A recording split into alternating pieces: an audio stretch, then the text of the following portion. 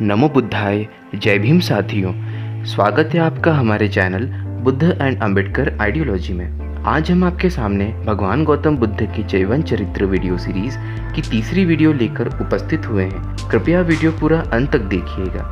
पिछले एपिसोड में आपने देखा असित ऋषि का राजा शुद्धोधन के दरबार में आगमन हुआ और उन्होंने बालक की परिक्रमा कर उसका भविष्य बताया। अगर आपने यह वीडियो नहीं देखा है तो आपको डिस्क्रिप्शन में वीडियोस का लिंक दिया जाएगा, आप उस पर क्लिक करके उन वीडियोस को ज़रूर देखें। आज इस एपिसोड में आप उस दुखद घटना के बारे में जानेंगे जो बालक के जन्म के पश्चात हुई और इसके साथ ही बालक के बचपन तथा शिक्षा के बारे में भी आप जानेंगे। अगर आप चैनल पर नए हैं तो सब्सक्राइब करें और ऐसे ही वीडियोस आगे देखने के लिए बेल आइकन पर क्लिक करके ऑल बटन को सिलेक्ट करें ताकि भविष्य में आने वाले एपिसोड्स आपको समय समय पर प्राप्त हो सकें। तो शुरू करते हैं आज का यह एपिसोड। बालक के जन्म के 5वें दिन नामकरण संस्कार किया गया। उस दिन बालक का नाम सिद्धार्थ रखा गया। उसका गोत्र गौतम था और इसलिए जनसाधारण में वह सिद्धार्थ गौतम के नाम से प्रसिद्ध हुआ।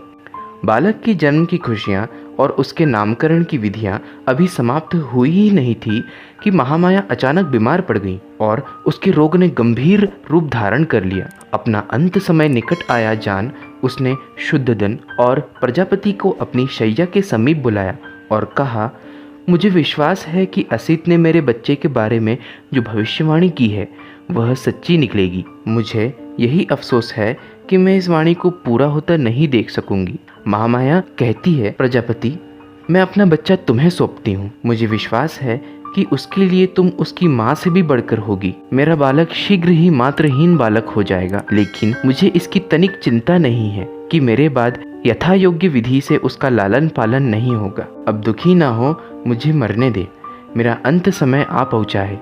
यमदूत मेरी प्रतीक्षा कर रहे हैं। इतना कहते कहते महामाया ने अंतिम सांस ली। शुद्धोधन और प्रजापति दोनों को ही बड़ा दुख हुआ। दोनों फुट फुट कर रोने लगे। जब सिद्धार्थ की माता का देहांत हुआ तो उसकी आयु केवल 7 दिन की ही थी। सिद्धार्थ का एक छोटा भाई भी था। उसका नाम था नंद। वह शुद्धोधन का महाप्रजापति से उत्पन्न हुआ पुत्र था। उसकी ताया चाचा की भी कई संतानें थीं। महानाम और अनिरुद्ध शुक्लोदन के पुत्र थे तथा आनंद अमितोदन के। देवदत्त उसकी बुआ अमिता का पुत्र था। महानाम सिद्धार्थ की अपेक्षा बड़ा था और आनंद छोटा। बचपन तथा शिक्षा।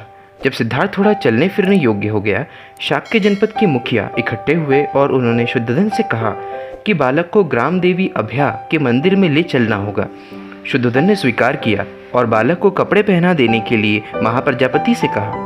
जब वह वस्त्र पहना रही थी, सिद्धार्थ ने अत्यंत मधुर वाणी में अपनी मौसी से पूछा कि उसे कहाँ ले जाया जा रहा है।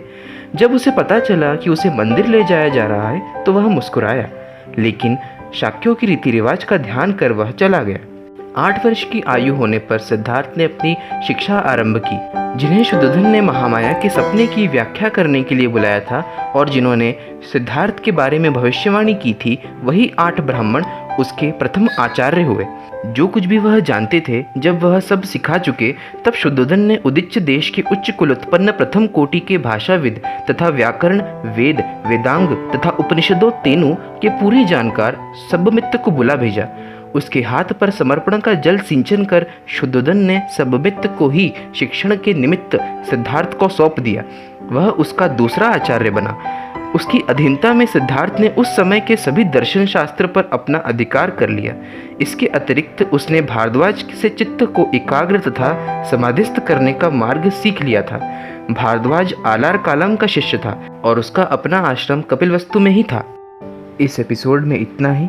अगले एपिसोड में आप जानेंगे सिद्धार्थ गौतम के बचपन की आरंभिक प्रवृत्तियाँ। धन्यवाद। नमो बुद्धाय। जय भीम।